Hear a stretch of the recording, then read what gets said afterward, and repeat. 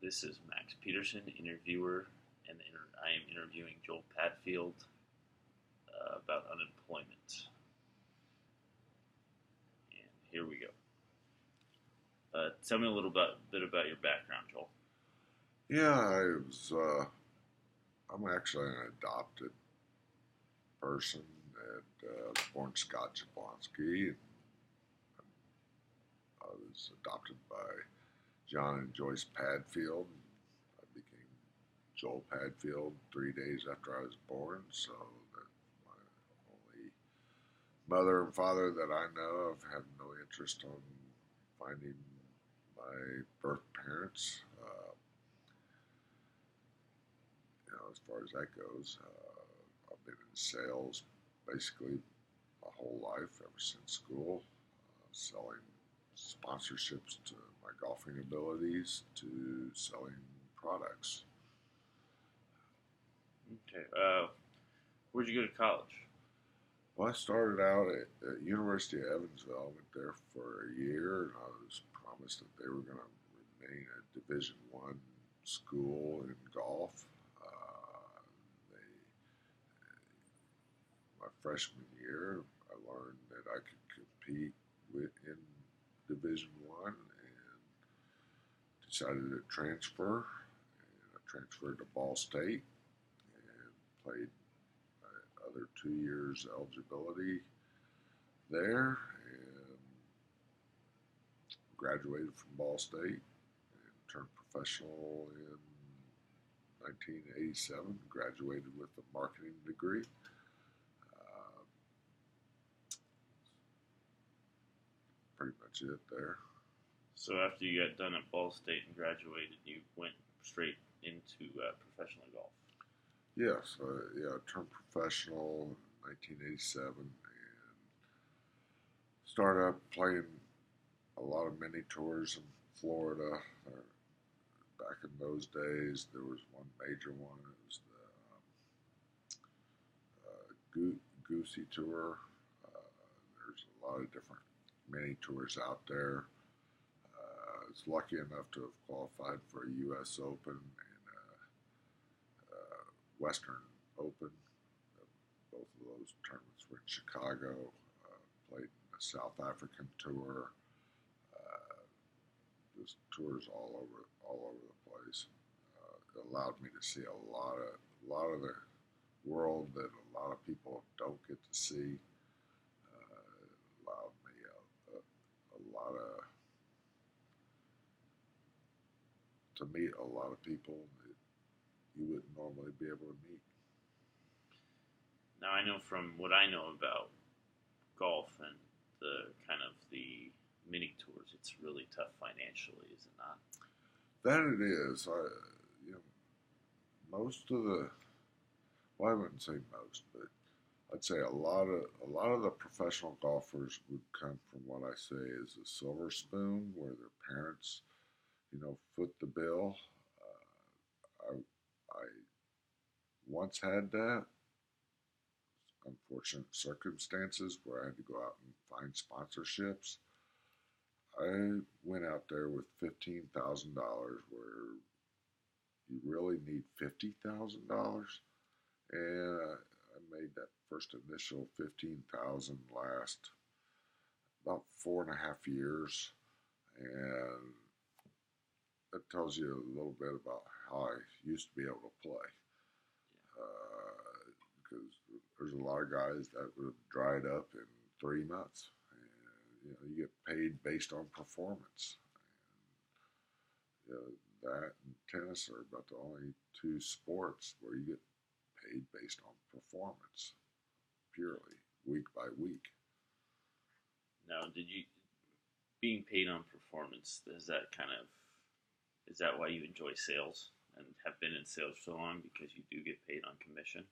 Yeah, I mean, definitely a commission-based salesman. You have there's an old saying, a commission or a salesman's a dime a dozen. Well, I disagree with that. A salesman is really hard to find. An order taker is a dime a dozen. I mean, you could almost teach a monkey how to take an order. sales order, to go out and develop a relationship and you know get them the full sales cycle to get to the close. They're not really buying your product; they're buying me. And if they don't like you, you could have the best product on the market, and they're not going to buy you if they don't like you. Yeah. How many in your career, other than golf, how many different sales jobs have you had? Because you've only been in sales, correct? Yeah, from the time I graduated from Ball State, I started out with sales on sponsoring, getting sponsorships for myself. I've sold home improvement. I've sold meat out of the back of a truck. I've sold heating and air conditioning, swimming pools, fundraising. So a multitude of a lot of different sales that that I've done. Um, so Yeah. How many times have you been fired or let go? I've been fired twice. Uh, Once from I actually ran a truck driving school. That was an interesting moment in my life. Actually, was escorted out by police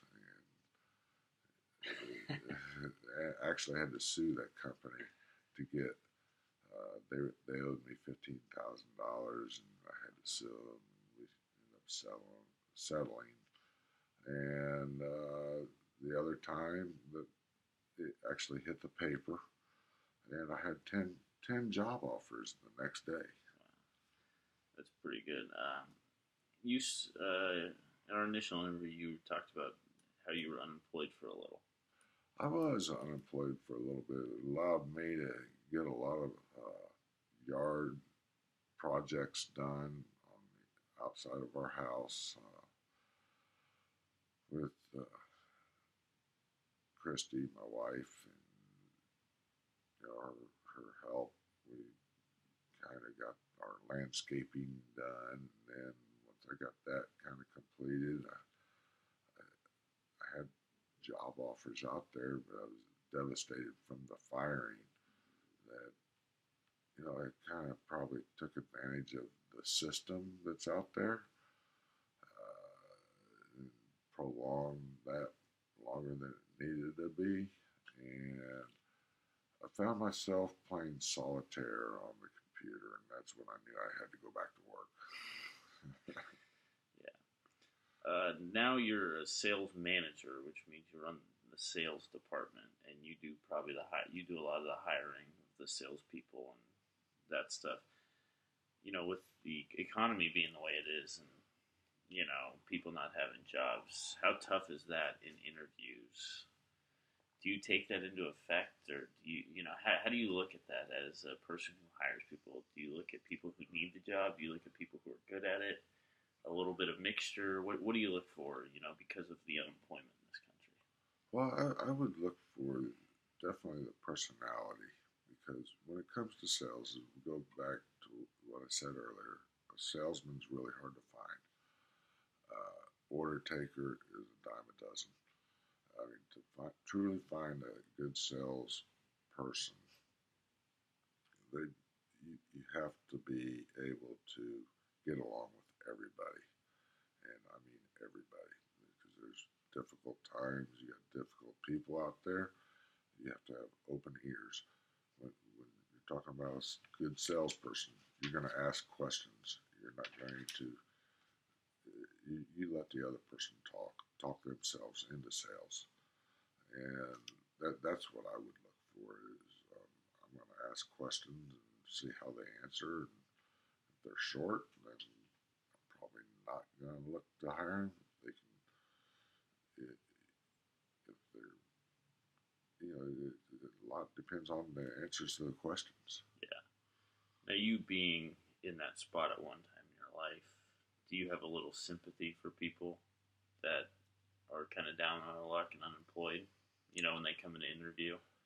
or are you able to kind of divide it into, this is my job, I have to look out for my numbers and this my sales, or do you look at do you have some sympathy for them and them being unemployed? I don't really look at it as sympathy. Being in the position that I'm in, if they're not qualified for a sales position,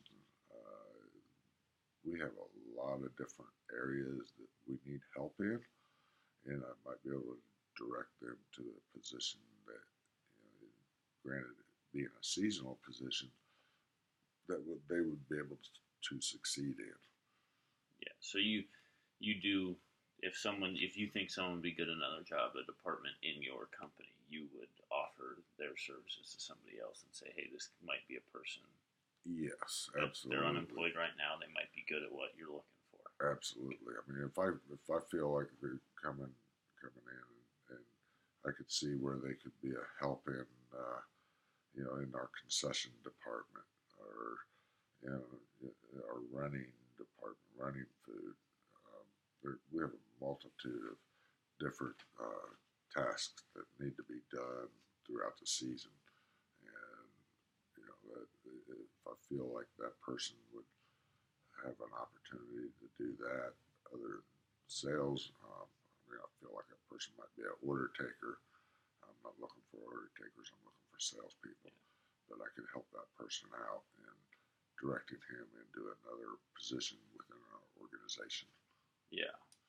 When you were unemployed, did you find like other vices to cope with? Like I know, did you smoke more? I know you smoke cigarettes. Did you smoke more? Did you have a Was there more stress on you? Did you drink more alcohol? Was there anything you did to cope with that? I'd say that I don't really think I didn't really smoke more, drink more alcohol.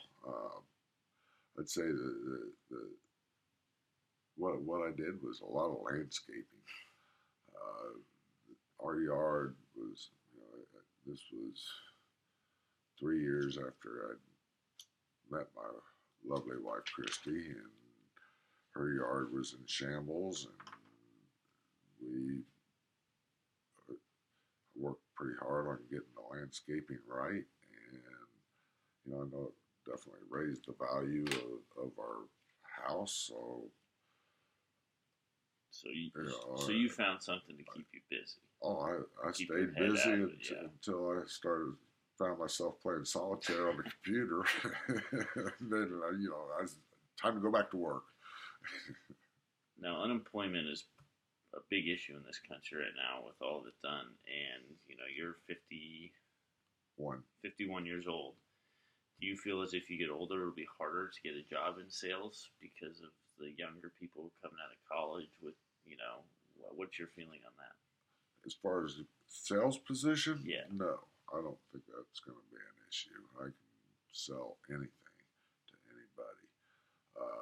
For a person, entering into the manufacturing world, I could see where that could be an issue. You know, especially it's not necessarily the people coming out of college; it's more the robotics. Everything's getting automated from the manufacturing standpoint, and I think that's where the focus needs to be on recreating jobs for that robotics are going to be replacing. I think that's where the real issue is. As far as sales goes, there's always going to be a sales job out there, and there's order taking jobs too. Yeah. Which I'm not interested in, because whatever product I have, they're buying me. They're not buying my product. Yeah. Now here's my last question: what has unemployment and having many different jobs taught you about life? Like any lessons, anything like, I know you're all performance based. Did it teach you a work ethic, or did you already have that before you got into it? Well, my generation, Max, is the work ethic's always there. Being unemployed I was unemployed for about 3.5 months. I didn't really enjoy it. mean, there was a little bit of financial stability, so to speak. Uh, did I need to be on it? No, it was just getting over the devastation of being fired from a job that I know I was overperforming uh, my or their expectations. I didn't get to my expectations until this year. Uh, I have personal goals that are set way above my company goals, and strived to reach those. But being unemployed, it was like I say, it allowed me to get my landscaping done, and once I got that completed, and I still got a little ways to go that I found. We're always finding something to do with the house to try to increase the value of it. Uh, you know, solitaire. Once I playing solitaire, time to go back to work. Yeah. So you would probably say unemployment, it was tough at the time, but it did teach you a little bit about, what you wanted to do and you needed to get back in it, and you sitting around and not being able to work, that's just not who you are. No, it's You're a worker. I'm I'm gonna work till the day I die. I don't see retirement in my life. Even if I hit six numbers, I'm gonna find something to do. Six numbers meaning a lottery, which I do play. If I hit those, I'm gonna still do something. It's just the way I am. It's my generation. I'm not even sure what my generation's called. You got baby boomers and Generation X. You're in the middle. I'm in the lost generation that is going to work till the day we die. All right. Thanks, Joe. Appreciate it. You're welcome. Thank you, Max.